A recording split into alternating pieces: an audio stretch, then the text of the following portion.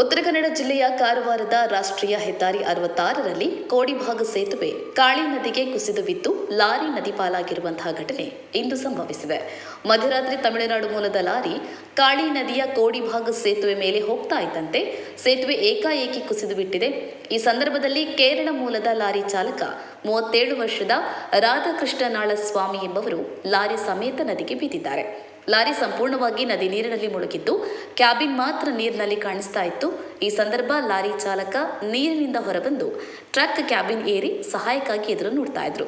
ವಿಷಯ ತಿಳಿದ ತಕ್ಷಣ ಕಾರ್ಯಪ್ರವೃತ್ತರಾಗಿರುವಂತಹ ಪೊಲೀಸರು ಹಾಗೂ ಮೀನುಗಾರರು ದೋಣಿಯನ್ನ ಅವರತ್ತ ಕೊಂಡೊಯ್ದು ಅವರನ್ನ ರಕ್ಷಣೆ ಮಾಡಿ ದಡಕ್ಕೆ ಕರೆತಂದು ಕೂಡಲೇ ಆಸ್ಪತ್ರೆಗೆ ದಾಖಲಿಸಿದ್ದಾರೆ.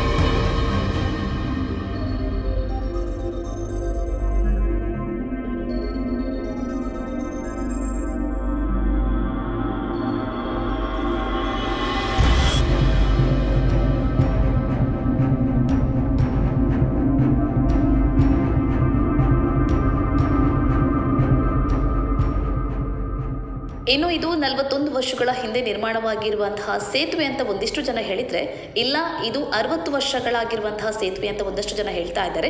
ಅಂತೂ ಇದು ಹಳೆ ಸೇತುವೆ ಅನ್ನೋದು ಪಕ್ಕ. ಸೊ ಈ ಸೇತುವೆ ಕುಸಿದ ಬೆನ್ನಲ್ಲೇ ಹೊಸ ಸೇತುವೆಯ ಸಂಚಾರ ಕೂಡ ಬಂದ್ ಮಾಡಲಾಗಿದೆ. ಹೊಸ ಸೇತುವೆಯನ್ನ IRB ಕಂಪನಿ ನಿರ್ಮಾಣ ಮಾಡಿರುವಂತಹದ್ದು.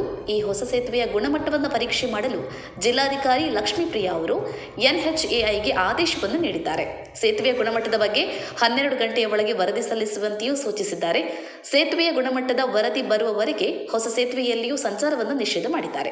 ಹೀಗಾಗಿ ಸದ್ಯ ಕಾರವಾರದಿಂದ ಗೋವಾಕ್ಕೆ ಹೋಗುವಂತಹ ಸಂಚಾರವನ್ನು ಸಂಪೂರ್ಣ ಬಂದ್ ಮಾಡಲಾಗಿದೆ. ಇನ್ನು ಭಾರಿ ಮಳೆಯಿಂದ ಕಾಳಿ ನದಿ ಅಪಾಯದ ಮಟ್ಟವನ್ನು ಮೀರಿ ಹರಿತಾ ಇದೆ.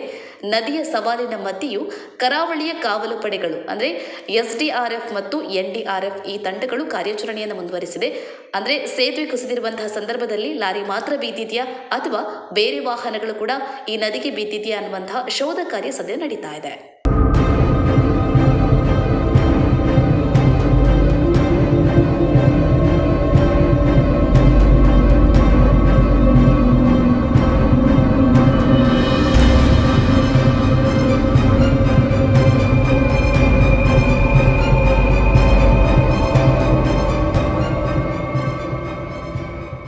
ಹೆಚ್ಚಿನ news ಅಪ್ಡೇಟ್ಗಾಗಿ Prajaprakash news YouTube channel ಅನ್ನು ಸಬ್ಸ್ಕ್ರೈಬ್ ಮಾಡಿ ಮತ್ತು ಬೆಲ್ ಬಟನ್ ಕ್ಲಿಕ್ ಮಾಡಿ.